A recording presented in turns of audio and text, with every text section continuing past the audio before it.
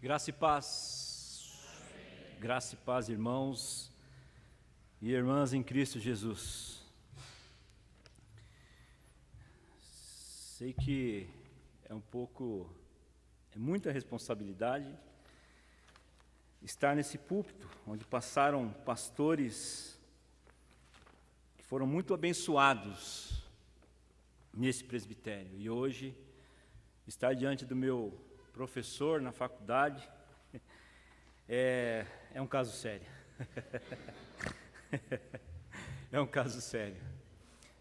E eu fico feliz de estar aqui, irmãos, porque Deus tem nos despertado para o cuidar das ovelhas. Talvez eu não tenha tanta eloquência quanto o reverendo, quanto alguns outros pastores que passaram aqui. Mas eu tenho algo que é muito especial, que todos os pastores deveriam ter e não perder, que é o amor pelas ovelhas. E eu tenho certeza que o reverendo, quando olha para mim, ele está falando, pobre coitado, hoje, né? Então, irmãos, eu gostaria que você abrisse em 2 Reis, capítulo 4, eu prometo que vou ser bem rápido, não quero estender muito.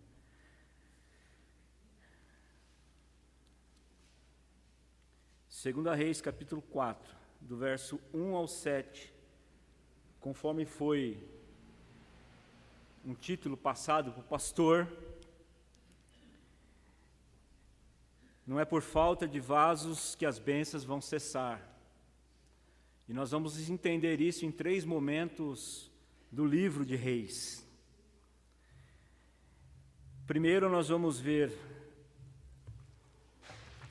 no capítulo 4, o primeiro e o segundo momento, e depois o terceiro momento, no capítulo 8 de Reis, do próprio livro de Reis.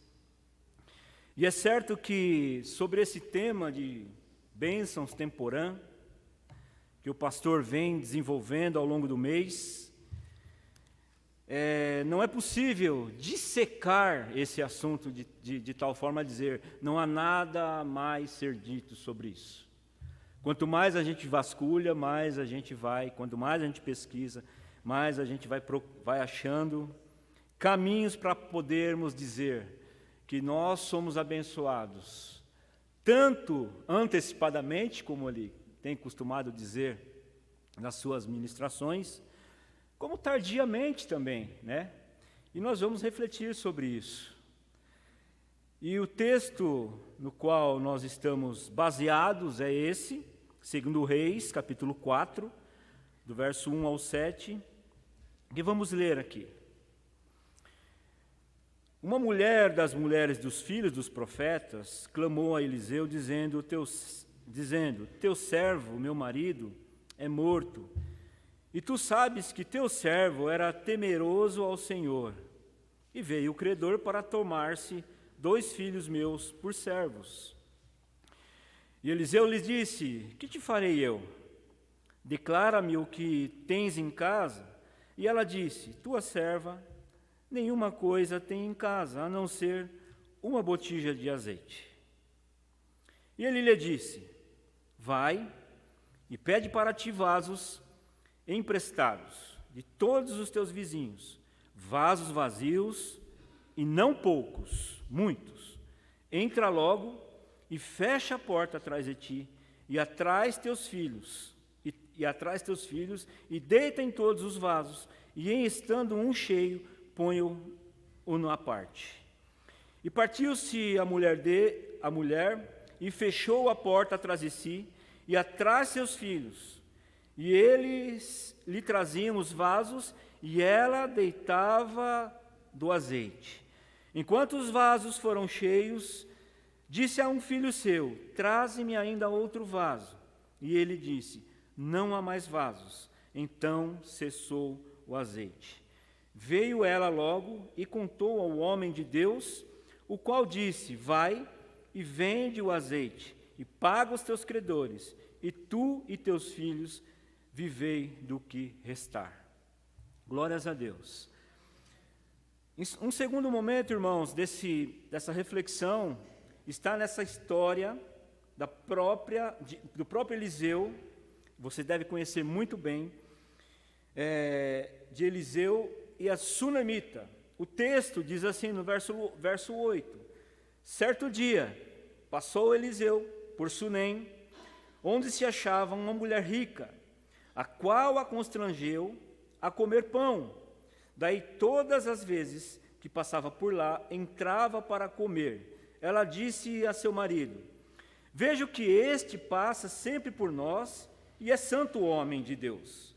Façamo-lhes, pois, em cima um pequeno quarto, obra de pedreiro, e ponhamos nele uma cama, uma mesa, uma cadeira e um candeeiro. Quando ele vier à nossa casa, retirar-se-á para ali. Até aqui. Eu acho que a história, todos conhecem a história de Sunamita. E em retribuição ao que ela propôs ao seu marido em fazer, por aquele profeta que passava ali de tempos em tempos,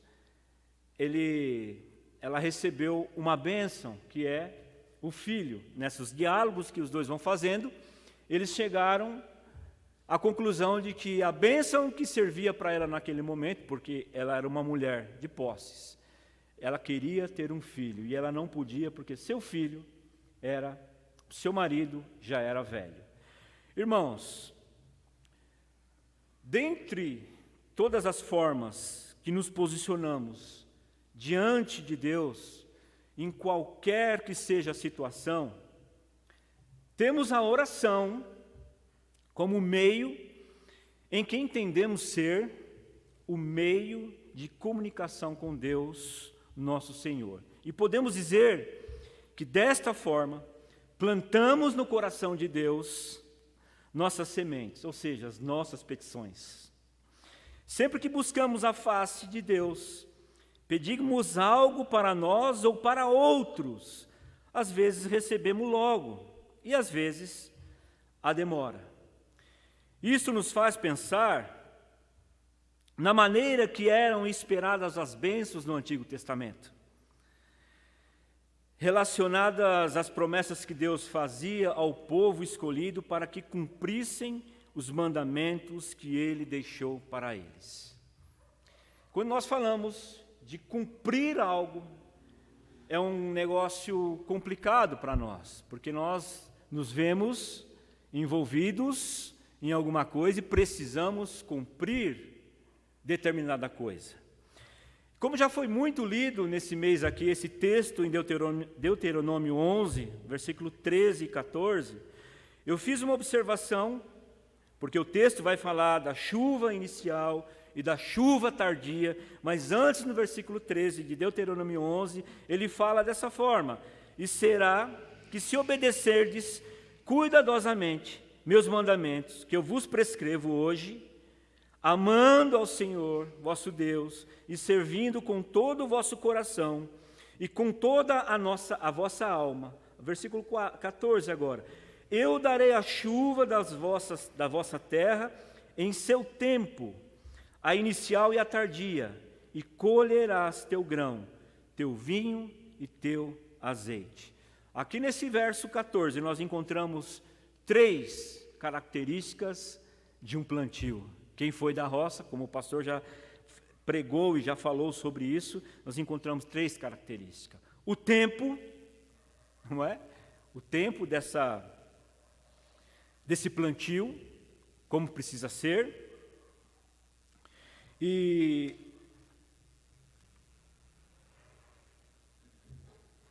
a preparação, ou seja, o tempo, nós imaginamos a plantação, o tempo da plantação, a preparação e a colheita.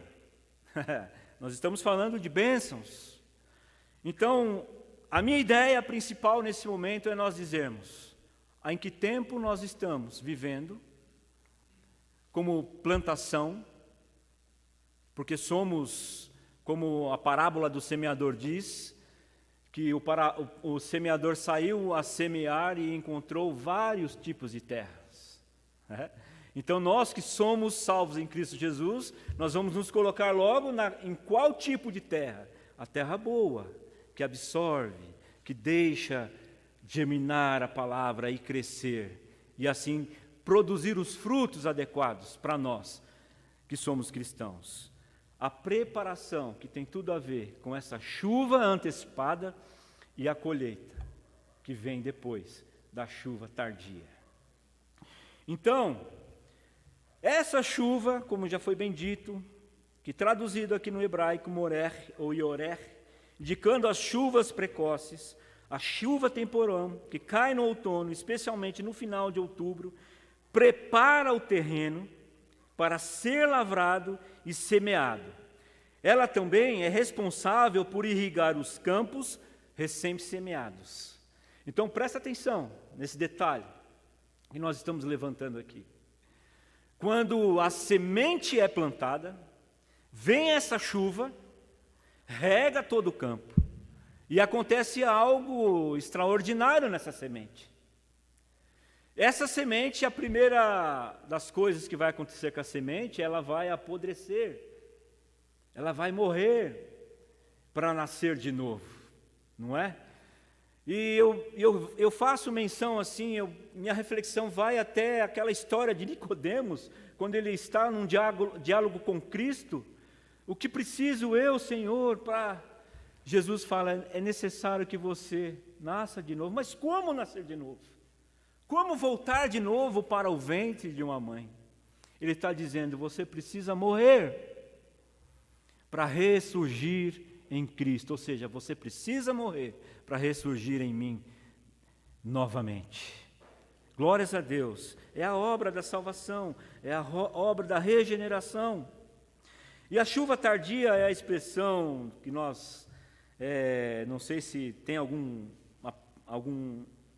objetivo mais tarde do pastor falar sobre isso, mas é a chuva serôdia que transmite o significado de chuva de primavera ou as últimas chuvas. Essa chuva é a que cai na primavera, principalmente entre março e maio.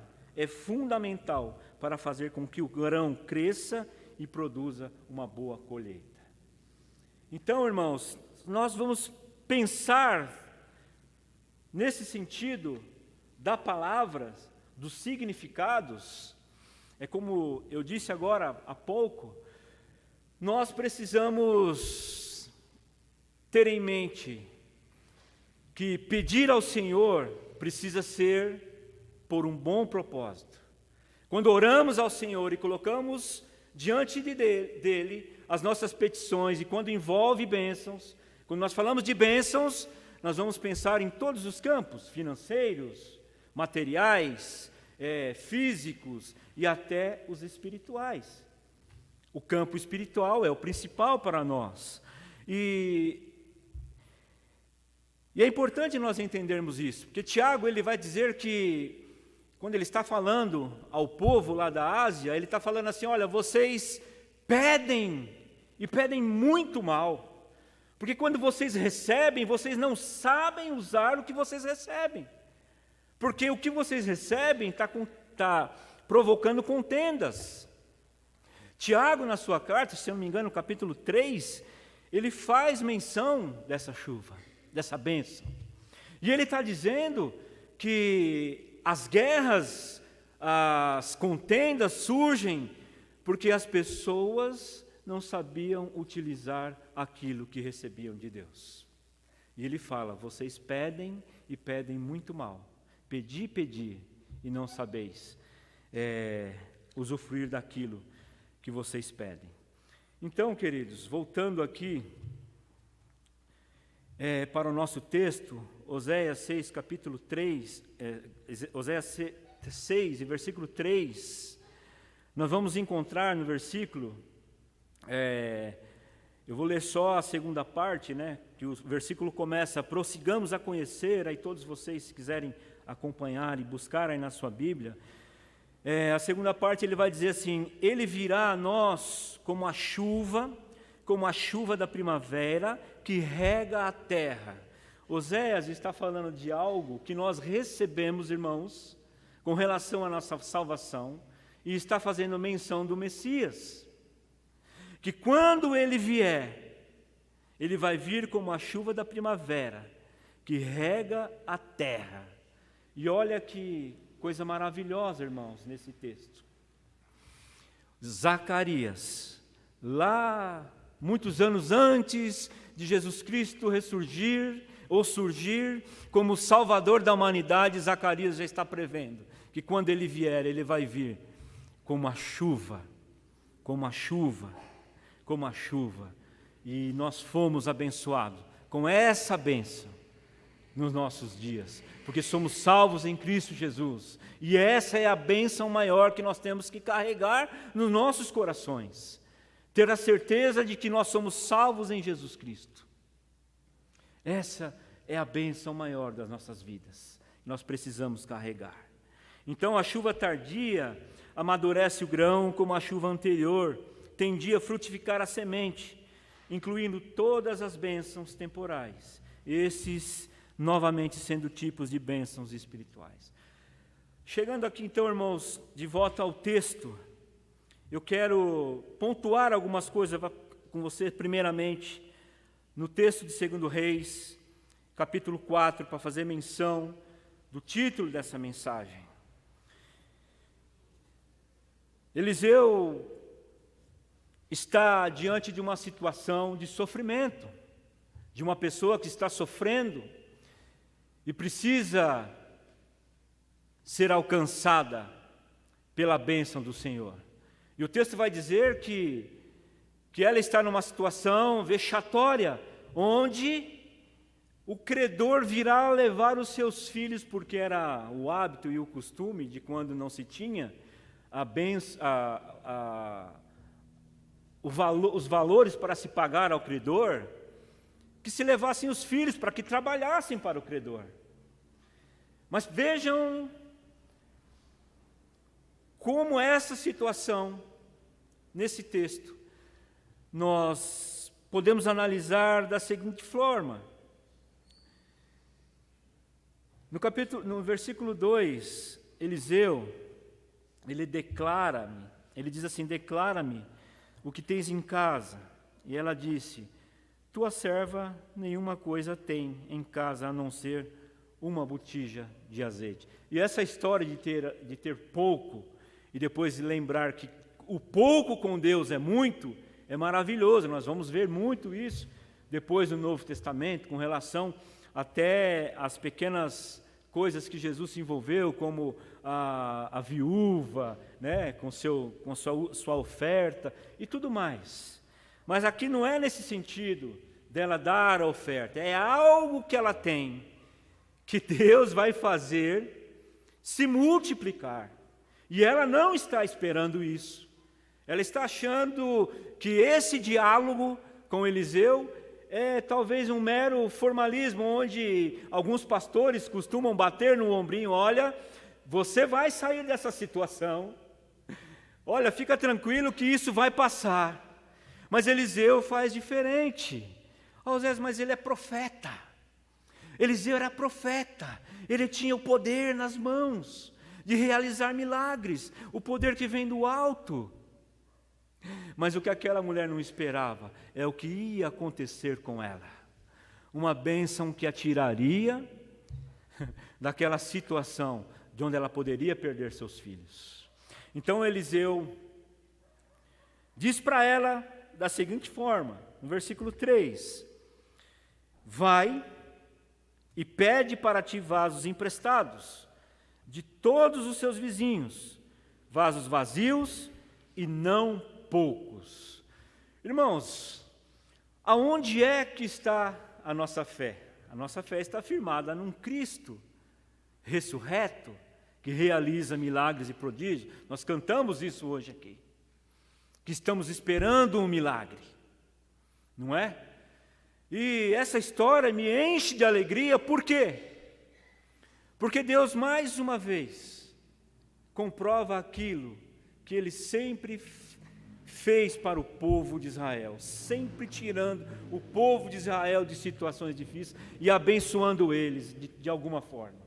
E dessa forma é uma situação fechada ali, onde 3 ou 4 personagens estão envolvidos, em que Deus quer operar e abençoar uma família, para tirá-las daquele sofrimento financeiro.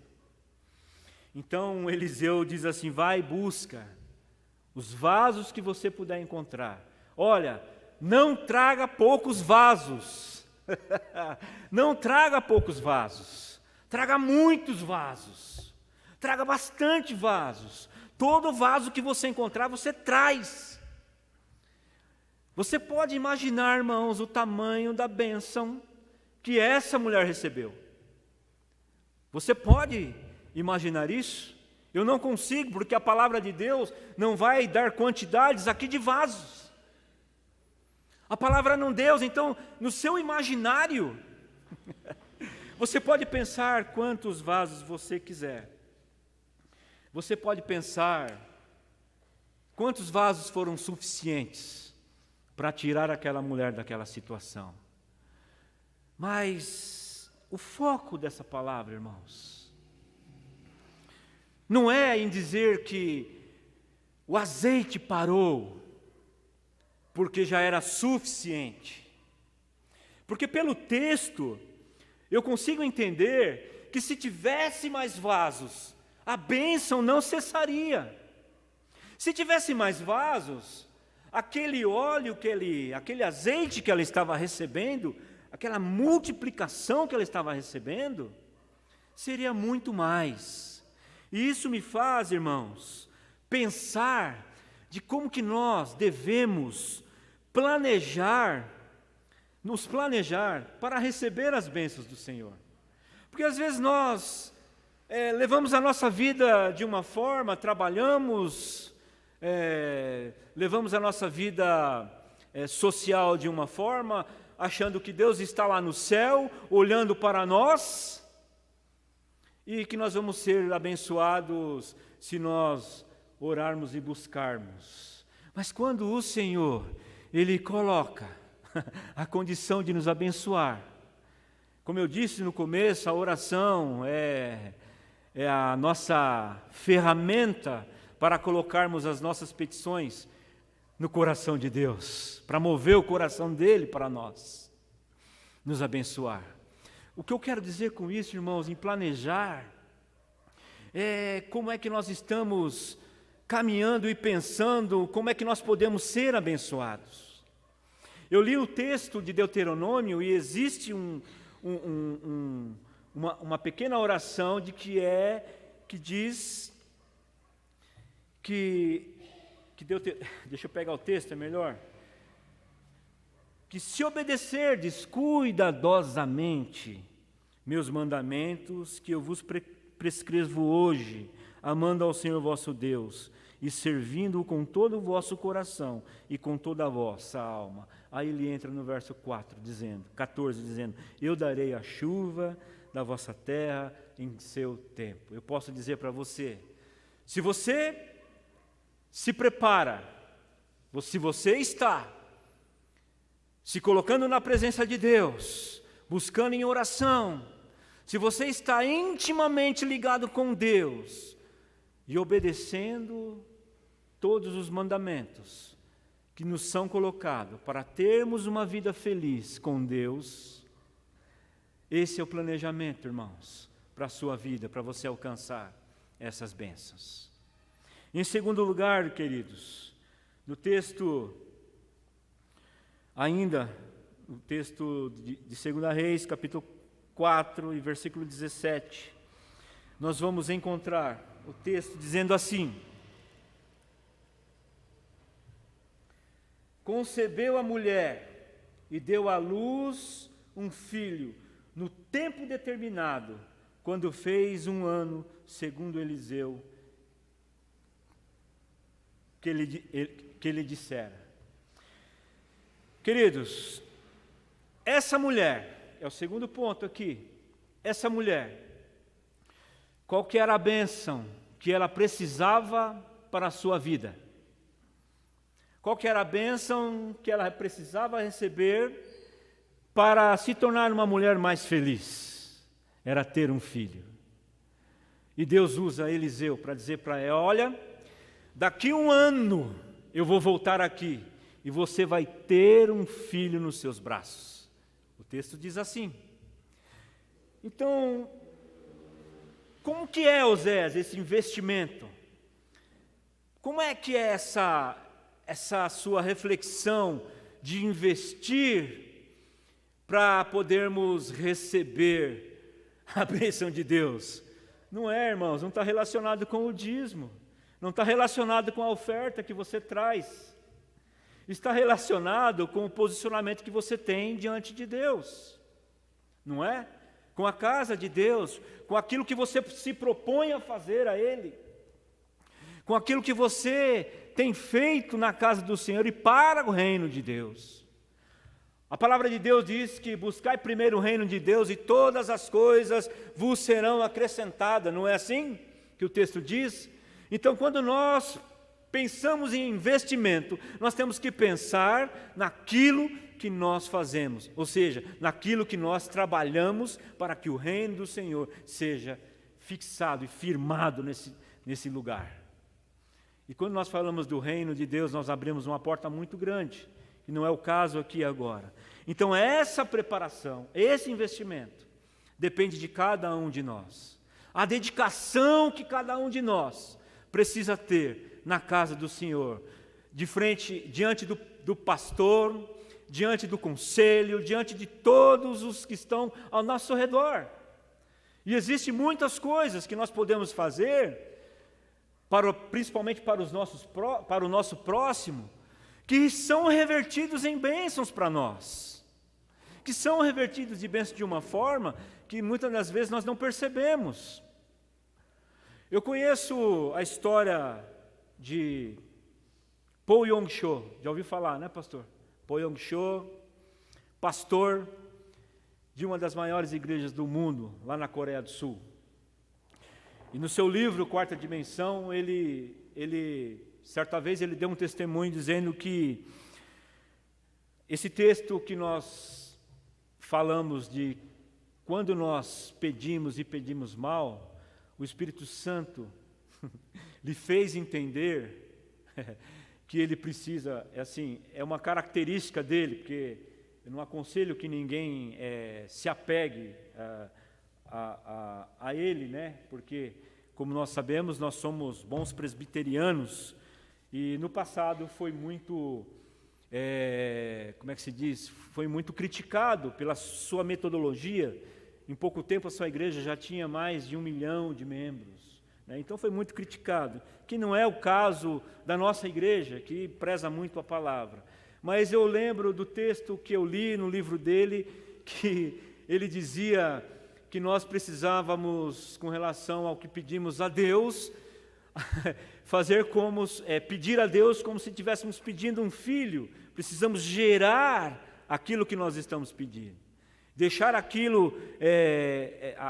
aquilo se torne uma gestação até recebermos de Deus. E eu lembro também que ele disse que quando ele entendeu isso, ele começou a orar e pedir ao Senhor que ele precisava colocar como ele queria as coisas. É até um negócio interessante de se pensar. Eu não faço isso, talvez estou te falando só para você entender como é que o mundo pensa com relação a isso. Então ele começa, no começo da sua jornada missionária naquele lugar, ele começa a orar, ele teve esse entendimento, ele começou a orar e falar: Senhor, eu entendi o que o Senhor está querendo dizer. Porque ele pedia uma bicicleta para o Senhor, ele não recebia. Ele pedia uma escrivaninha para o Senhor, ele não recebia. Porque quando ele foi para a obra missionária, colocaram ele num quarto vazio, gelado, sem nada. E ele dormia num colchão. E ele começou a orar e pedir ao Senhor, né? Pedir ao Senhor que o Senhor o abençoasse com uma bicicleta. Vamos colocar aqui as características que a gente conhece. Senhor, eu quero ser abençoado por Ti para eu fazer o meu ministério, cumprir o meu ministério. Uma Caloi 10, Senhor, vermelha. Então são coisas que a gente vê por aí, irmãos. Aí depois a escrivaninha, vou colocar aqui as características da escrivaninha, Senhor, com madeira de mogno escura, onde eu possa sentar, e uma banqueta, Senhor. E no livro, segundo ele recebeu essas coisas. E você sabe o que isso me fez pensar, irmãos, né? Eu não sou um adepto disso, eu só estou falando só para nós podermos entrar no que eu quero falar, que você lembra da arca de Deus, quando estava lá na casa de Obed-edom, e Davi resolveu levar para casa? O que aconteceu com os servos de Deus quando eles tocaram na arca? Foram fulminados, não é? Mas espera aí, agora é uma situação difícil. Mas quando a arca estava com os filisteus, ninguém morreu por tocar na arca. É lógico que veio pragas, veio doenças sobre eles, mas ninguém morreu. Mas e para os servos de Deus que tocaram na arca, porque a arca quase que ia caindo, porque a roda quebrou? E aí, irmãos, o que nós vamos pensar sobre isso? Que as bênçãos do Senhor podem atingir tanto nós, como aqueles que não são cristãos, ou aqueles que não servem a Deus. Aí nós vamos entrar num campo, né, já de teologia sistemática, que nós vamos falar da soberania de Deus. Deus, o querer é de Deus, o efetuar é de Deus, é Ele quem opera da forma que Ele quer, da maneira que Ele quiser. E se de alguma forma os ímpios são abençoados, eles são abençoados por nossa causa? Ou Deus faz o sol, como Eclesiastes diz, né? No capítulo 3, lá, principalmente, ele vai falar do tempo, né? Ou seja, será que o sol que ilumina nossas cabeças não deveria iluminar a cabeça ou esquentar a cabeça daqueles que não são cristãos e não são servos de Deus? Então, são coisas para nós pensarmos, irmãos. E nesse sentido aqui,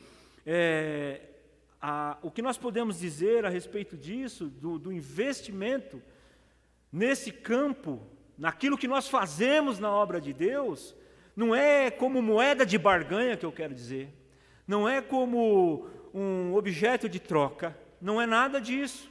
Você realiza a obra de Deus e Deus te dá as condições certas. O investimento que você faz para que você seja abençoado todos os dias, e é lógico que você não vai fazer pensando naquilo que você pode receber de Deus, porque nós já somos abençoados com o nosso trabalho, com nossa vida, com nossa saúde. São bênçãos que nós recebemos e precisamos, como se diz, agradecer a Deus por elas. E esse investimento que nós dizemos, é claro que nós que somos servos de Deus, nos colocamos diante de Deus para fazer a obra dele, tanto aqui dentro como lá fora. Então, no capítulo 8, como um terceiro ponto, irmãos, qual que é o resultado? Qual que é o resultado de se investir, mesmo que se perca tudo? Qual que é o resultado, mesmo que se perca tudo? Porque no capítulo 8, o texto vai ainda dizer de Sulamita, né, que ela estava passando uma fase difícil, porque a terra onde ela vivia era uma terra onde estava tendo escassez. Então, existia, vamos dizer, um racionamento. E como é que ela vai ser retribuída? Como é que ela foi retribuída por tudo aquilo que ela fez para o profeta? Ela fez para o profeta. Lembra do quartinho? Que ela pediu para o marido dela: constrói o quartinho, porque toda vez que ele passar aqui, ele tem onde encostar a cabeça dele, que ele vai ter onde ele comer e se alimentar e meditar na palavra. Olha aqui, não sei se você está conseguindo entender o que eu quero dizer com relação à nossa igreja, com relação aos nossos pastores, os investimentos que nós fazemos nesse sentido. E o resultado desse investimento, nós vamos ver no capítulo 8, aí, versículo 35, o que aconteceu. Por ela ser, porque o texto vai dizer, Eliseu vai perguntar do filho, Eliseu vai contar a história para o rei, e o rei vai perguntar para ela o que aconteceu lá com você e o profeta Eliseu. No capítulo 8, versículo 35, ele vai dizer dessa forma. É isso mesmo?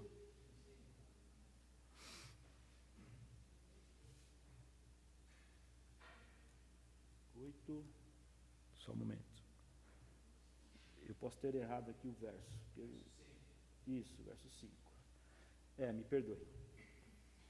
Contava ele ao rei como Eliseu restaurava a vida de um morto, quando a mulher, cujo filho ele havia restaurado, a vida clamou ao rei pela sua casa e pelas suas terras. Então disse Geazi: ó rei, meu senhor, esta é a mulher e este o seu filho, a quem Eliseu restaurou a vida.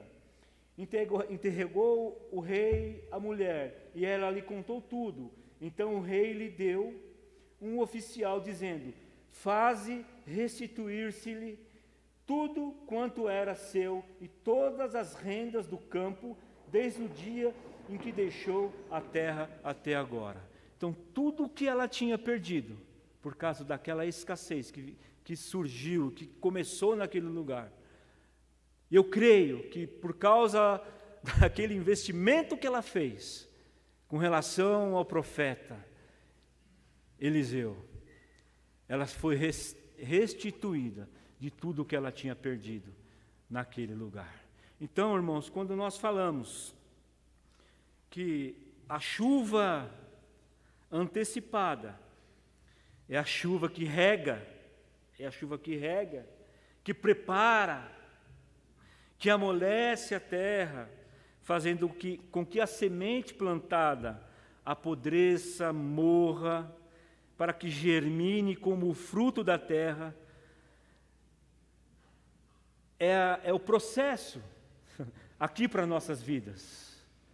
Como eu disse no começo, usemos a ferramenta para plantar no coração de Deus aquilo que nós temos pedido, para que nós possamos colher. No processo do cultivo existe toda uma organização, até que se colha tudo o que vai nascer. Não se sabe se os frutos serão bons ou ruins, só Deus sabe. Tudo o que plantamos no coração de Deus, vamos receber se andarmos em obediência à sua palavra. Desta forma, meu irmão e minha irmã, prepare-se para receber de Deus o que Ele tem para nos dar. Quanto mais investirmos, mais teremos crédito com Deus. Mesmo que as sementes que semeamos estejam mortas, Ele assoprará o sopro da vida e ressuscitará o que estava morto e antecipará as bênçãos a nós, se estiver com Ele, comunhão e intimidade.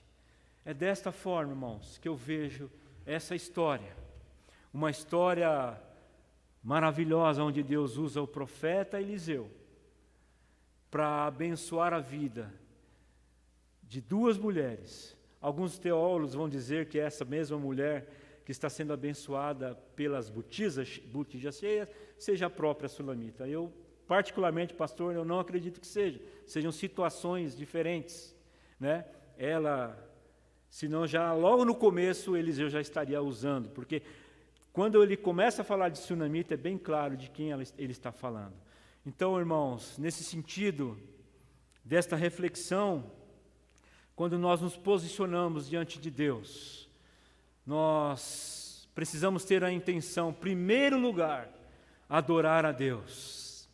É através da nossa adoração, é através do nosso culto, que nós vamos fazer o investimento para recebermos de Deus as bênçãos vindo dEle. E eu sei que você chegou nesse lugar hoje, talvez pensando num outro tipo de palavra, mas o que eu quero dizer para você é que você leve essa humilde reflexão como uma reflexão de um licenciado prestes a ser ordenado, que almeja, que deseja que você seja abençoado por Deus, mas de uma forma onde você possa entender que quanto mais nós somos abençoados por Deus, mais nós precisamos ser gratos a Ele, como foi dito aqui hoje. Somos abençoados por Ele e somos gratos por todas as bênçãos que nós recebemos. Nesse sentido, irmãos, para encerrar essa pequena reflexão, eu quero dizer a você que se enquanto você tiver aí na sua vida lugar para receber bênçãos, porque é necessário que você tenha muito mais vasos para que a bênção não cesse na sua vida. É necessário que você entenda isso, que precisa ter lugar na sua vida aí, para você receber mais bênçãos. E esse lugar é a intimidade com Deus. Amém? Deus abençoe a todos os irmãos.